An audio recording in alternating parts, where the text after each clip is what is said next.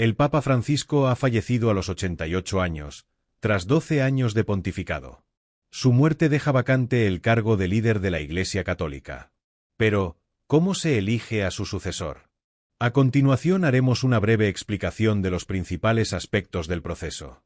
El primer paso es confirmar oficialmente su fallecimiento.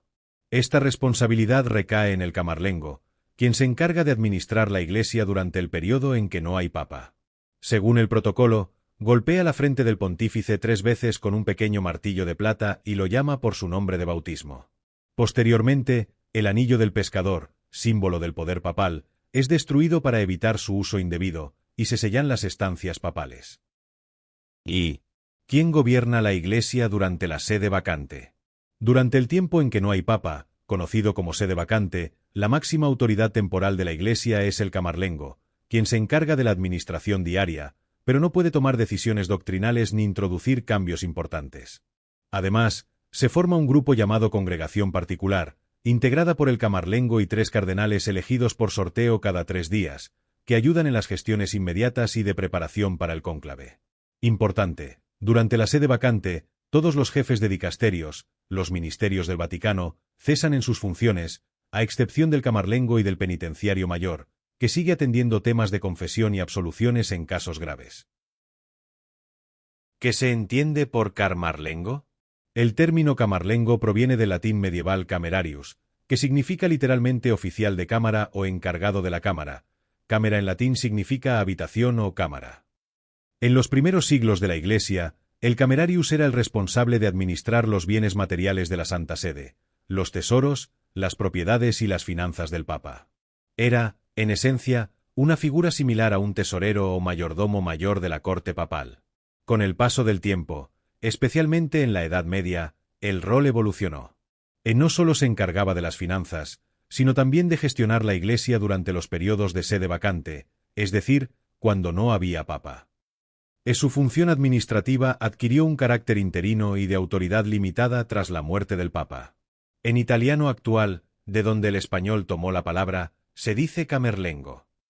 En resumen, origen, latín camerarius, oficial de cámara. Significado original, encargado de las finanzas y bienes del Papa. Significado actual, administrador de la Iglesia en sede vacante y responsable de confirmar la muerte del Papa. Continuando con los pasos del proceso, en segundo lugar se declara la sede vacante y novendiales. Una vez certificada la muerte, se declara la sede vacante, es decir, el periodo en que la Iglesia no tiene papa. El cuerpo es expuesto durante 3 días en la Basílica de San Pedro para que los fieles puedan rendirle homenaje, y comienzan los novendiales, 9 días de luto oficial con misas y oraciones. En tercer lugar se procede a la convocatoria del cónclave. Entre 15 y 20 días después del fallecimiento, tras los funerales y el luto, se convoca el cónclave, el proceso en el que los cardenales menores de 80 años, aproximadamente 120, se reúnen en la Capilla Sistina, completamente aislados del mundo exterior, sin teléfonos ni contacto con medios de comunicación, para elegir al nuevo papa. Este aislamiento es una parte esencial del proceso, cuyo nombre proviene del latín cum clave, bajo llave, y tiene como fin asegurar que la elección se haga sin presiones externas. El aislamiento de los cardenales durante el cónclave es uno de los aspectos más estrictos y característicos de la elección del papa. Este aislamiento tiene varias características específicas que aseguran la privacidad, la seguridad y la libertad de elección de los cardenales. Aquí te las explico. Encierro total, cum clave. Los cardenales son literalmente encerrados dentro del Vaticano. Tradicionalmente, viven en una residencia llamada Domus Sanctae Martae, y se trasladan en procesión hacia la Capilla Sistina para votar. No pueden salir hasta que se haya elegido al nuevo papa. Incomunicación absoluta. Está prohibido el uso de teléfonos móviles, internet, radio, televisión y cualquier otro medio de comunicación. Los cardenales no pueden recibir ni enviar correspondencia.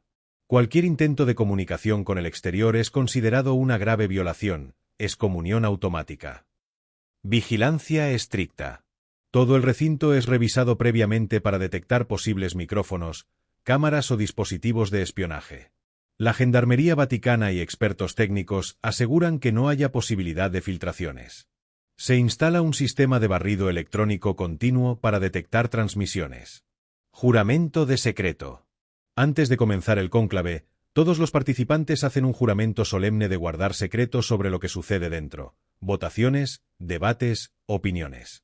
Este juramento también lo prestan todos los auxiliares, enfermeros, cocineros, personal de limpieza, etc., que puedan tener acceso indirecto.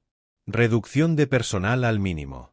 Solo un número reducido de personal autorizado tiene contacto con los cardenales: médicos, cocineros, religiosos para las confesiones y algunos monjes de clausura. Todo el personal también debe jurar secreto. Condiciones de vida austeras. Las habitaciones de los cardenales son sencillas y modestas. Durante el cónclave se prioriza un ambiente de oración, reflexión y recogimiento. Procesiones y ceremonias. Al iniciar el cónclave, los cardenales entran en procesión solemne en la Capilla Sistina entonando el himno Veni Creator Spiritus, Ven, Espíritu Creador, para pedir inspiración divina.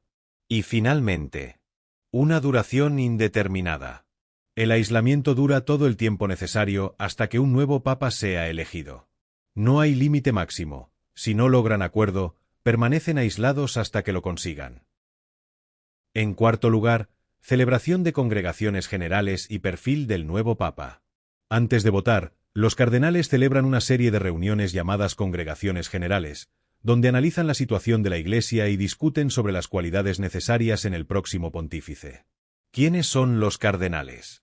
Son los principales colaboradores del Papa, miembros del Colegio Cardenalicio, que dirigen diócesis en distintas partes del mundo o tienen cargos de gobierno en el Vaticano.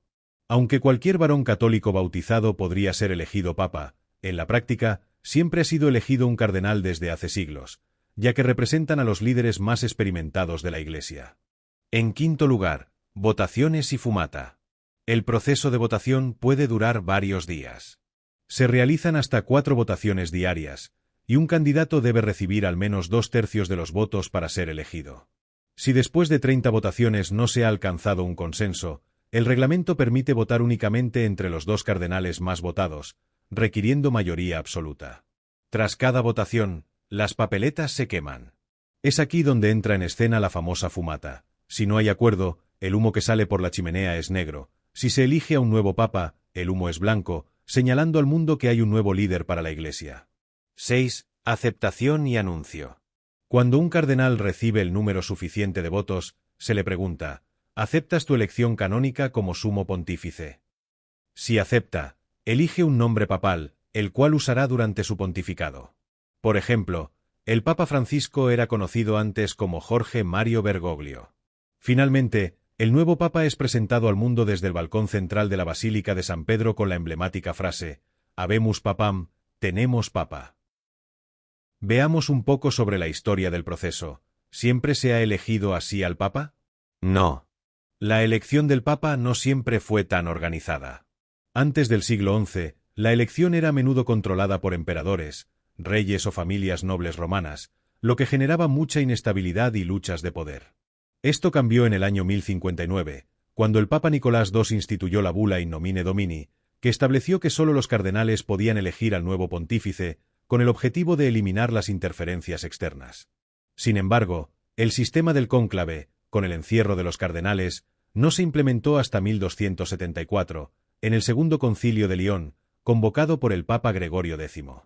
Esta decisión se tomó como respuesta a la elección más larga de la historia. Tras la muerte del Papa Clemente IV, el proceso de elección duró casi 3 años desde 1268 a 1271, debido a las divisiones internas y presiones externas. Incluso se llegó a encerrar a los cardenales sin techo ni comida suficiente para forzar una decisión, lo que dio origen al actual formato del cónclave. Ahora os dejo algunos datos históricos y un tanto curiosos, con referencia al proceso de elección. Elección más larga fue la elección de Gregorio X y duró 33 meses entre 1268 y 1271, convirtiéndose en la más prolongada de la historia. El aislamiento tan estricto fue establecido formalmente en 1274, durante el Segundo Concilio de León, precisamente para evitar presiones políticas externas que solían paralizar la elección papal durante meses o años. Elección más rápida. Fue la elección de Pío XII en 1939, fue una de las más rápidas. Solo tomó 20 horas. El papado más breve fue el del Papa Urbano VII, quien murió apenas 13 días después de ser elegido, sin llegar a ser consagrado. Papado más largo fue el de Pío IX, quien dirigió la Iglesia durante 31 años, de 1846 a 1878. La denominada crisis de los papas múltiples. Durante el llamado Cisma de Occidente, 1378 a 1417, llegaron a existir 3 papas simultáneamente, cada uno reclamando la legitimidad, lo que llevó a una profunda división en la Iglesia. Los papas involucrados fueron Gregorio XII en Roma, Benedicto XIII en Aviñón, Juan XXIII en Pisa. Esta situación se resolvió en el Concilio de Constanza, 1414 a 1418, convocado por el emperador Segismundo de Luxemburgo. Durante el concilio, Gregorio XII abdicó voluntariamente. Juan XXIII fue depuesto. Benedicto XIII se negó a renunciar y fue declarado hereje y excomulgado. Finalmente, en 1417, se eligió a Martín V como nuevo papa, restaurando la unidad en la Iglesia católica. La quema de papeletas y los productos químicos para la fumata. Después de cada votación, las papeletas son quemadas en una estufa especial de la Capilla Sistina, para hacer visible el humo negro o blanco. Humo negro. Se añaden productos químicos que provocan humo oscuro, por ejemplo, perclorato de potasio y antraceno. Humo blanco. Se utilizan compuestos especiales como clorato de potasio y lactosa.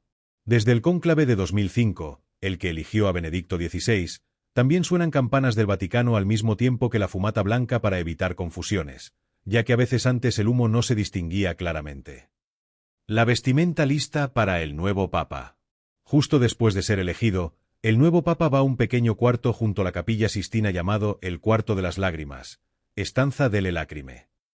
Allí, el papa electo tiene listas 3 sotanas blancas de diferentes tallas, pequeña, mediana y grande, para que se vista inmediatamente. El nombre Cuarto de las Lágrimas viene porque muchos papas lloran de emoción o por el peso de la responsabilidad. La elección no es válida si el papa fue presionado. Según las normas, si un cardenal acepta bajo coacción o amenazas, la elección sería inválida. Por eso, todo el ambiente está cuidadosamente controlado para garantizar total libertad.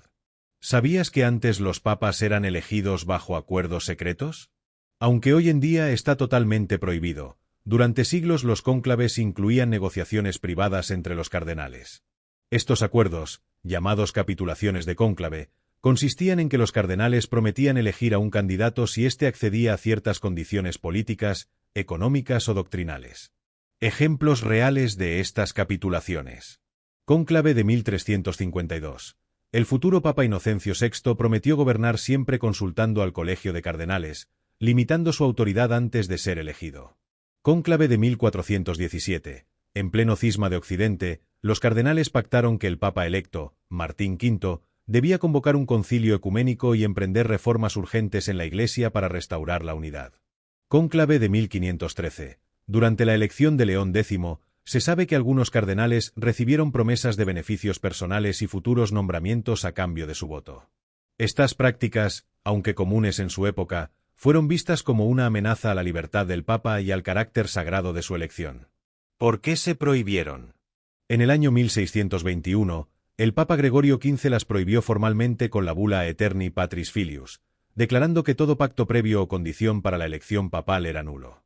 Desde entonces, los cardenales están obligados a votar guiados únicamente por su conciencia y la inspiración del Espíritu Santo, sin ninguna negociación previa.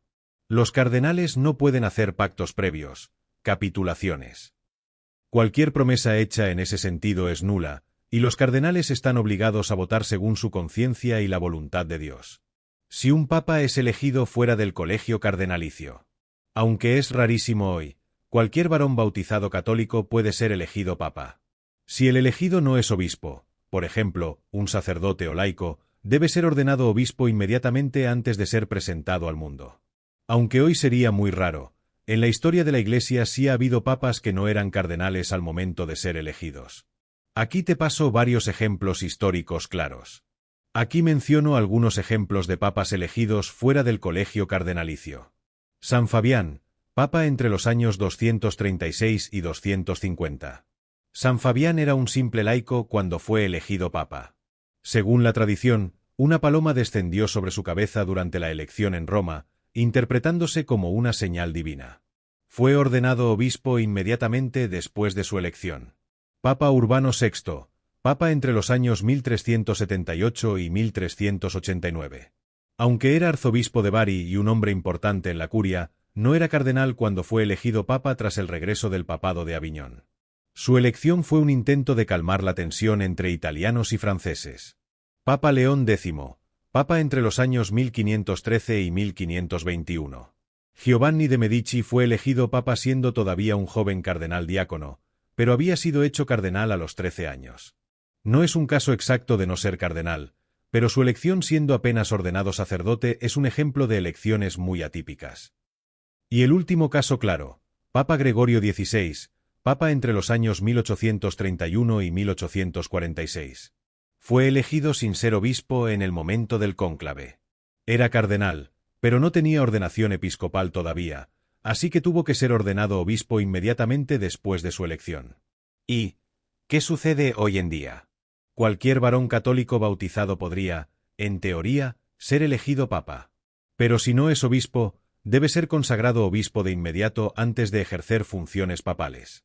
Desde hace siglos, en la práctica, los cardenales prefieren elegir a uno de sus propios miembros, por experiencia, preparación y representación de la Iglesia universal. La elección de un nuevo papa no es simplemente la designación de un líder institucional, es un acto de fe, un signo de unidad y un momento sagrado para toda la Iglesia católica y para el mundo cristiano. Este proceso, impregnado de oración, tradición y discernimiento, refleja la convicción de que el Espíritu Santo guía a la Iglesia incluso en los momentos más decisivos. Cada etapa, desde el recogimiento de los cardenales en el cónclave hasta la esperada fumata blanca, simboliza la esperanza de millones de creyentes que confían en la renovación espiritual y en el pastoreo fiel que el nuevo pontífice ofrecerá. Es también un recordatorio de que, en medio de los desafíos del tiempo presente, la Iglesia busca un pastor que sea puente de misericordia, defensor de la verdad y sembrador de paz entre los pueblos. Así, la elección del Papa no es solo un momento histórico, es una renovación viva del compromiso de los cristianos con la fe, la esperanza y la caridad, confiando en que, una vez más, Dios suscitará al líder que su pueblo necesita.